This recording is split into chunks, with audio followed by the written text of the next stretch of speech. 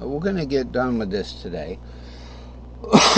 Sorry it's taking so long, but if you really want to learn guitar, it's really worth your time to know what you're doing. And the only way to learn is to learn from other people. I went to college. I spent 6 years learning stuff that I don't even use today. I mean, I use it, and the reason I got a good computer set up is because I appreciate what the works that's been done with the software.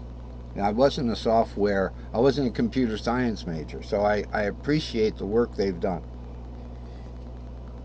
So it gives me an edge on things. You're going to get an edge on music if you learn this. Because a lot of students I feel sorry for, and even myself when I was studying, where they might go to the library and start taking out old books and spending all kinds of time, whether people are out maybe doing sports or doing something more directed. And so this, I try to make this as directed as possible, so that this is like reading like one of those Barron's books or something. It's really an outside source that helps you tackle these problems. So remember, the reason why I started this little mini lecture is because when we go back to the patterns here, so this is the E shape, 7 root 2, right? It's important to know that the motivation for using the long pattern here, okay, which is the S3XL here, was to get us over a fret so we could go back to using the regular C shapes, so the regular string shapes.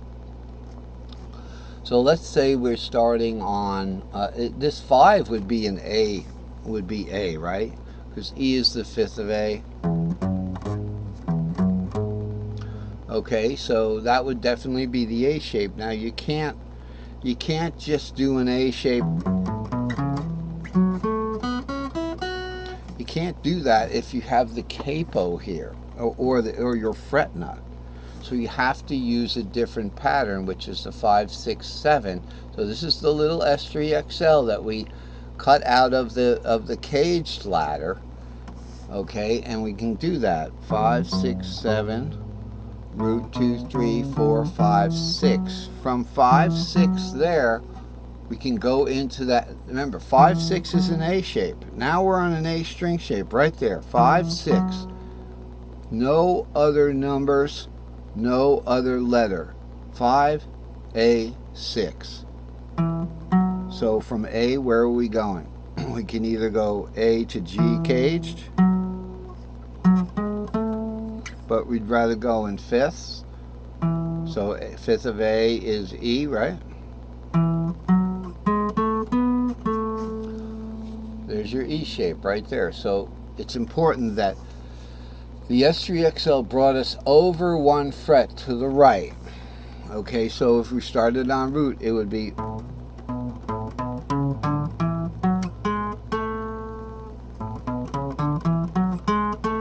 from E shape, we go to the C shape, augmented. We have to warp it up. So that's going to be 3, 4, 5 in the key of C. Okay, so it's C shape, C sharp, D, E, and then the G shape. The fifth of C is G, so it would be 6, 7 roots. So the 6 would be F sharp, G sharp, A. So that pretty much concludes why we use the long pattern. Now it shows here that you can go back into that pattern, but you don't have to.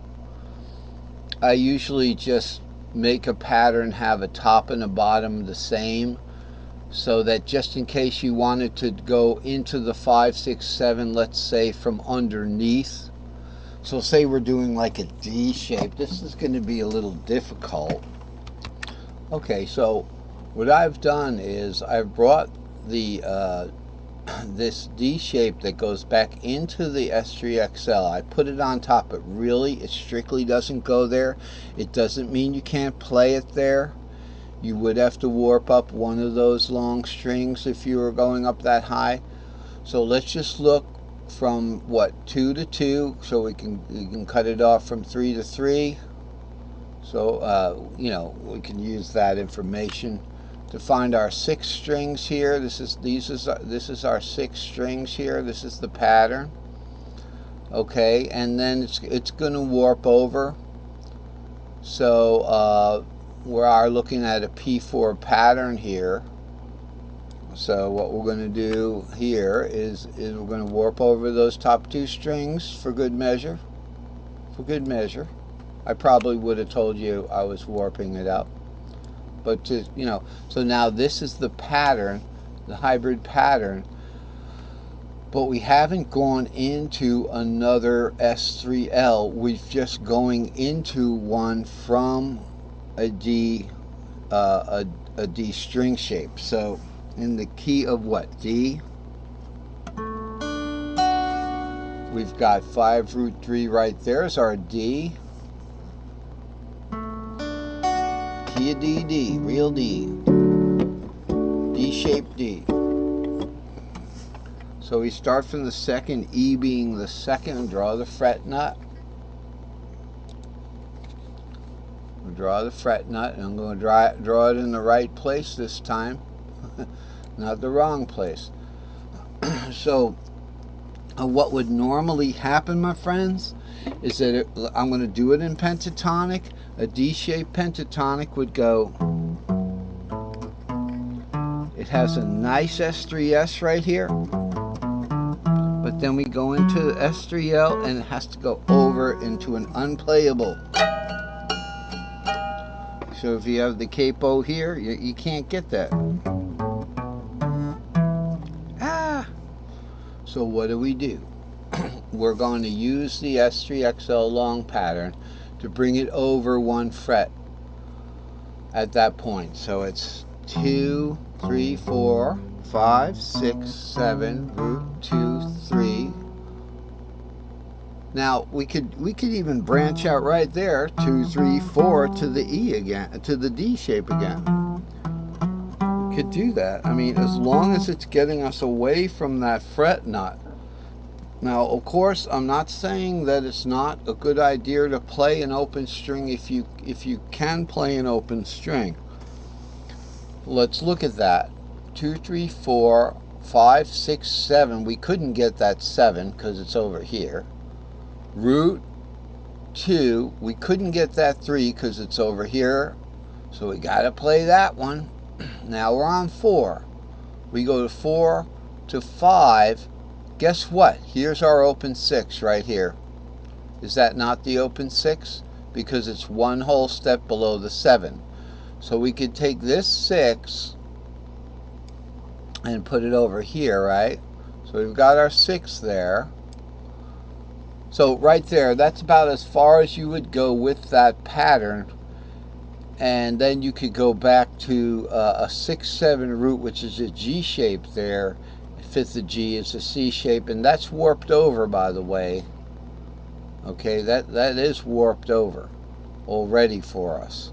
So it would be like 2, 3, 4, 5, 6, 7, root 2, 3, 4, 5, and then 6, 7, root.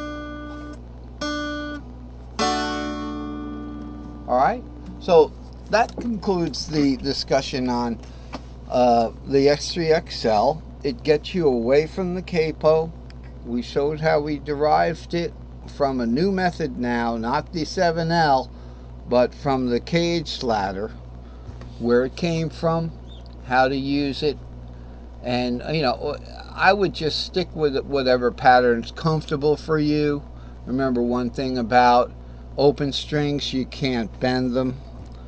So that's about it for today. It's been good teaching you and learning today. Sorry about all my mistakes. Click the link down below for my Facebook group if you want to put the URL together and go there. And I'll see you next time. Good playing to you, and happy to have you aboard.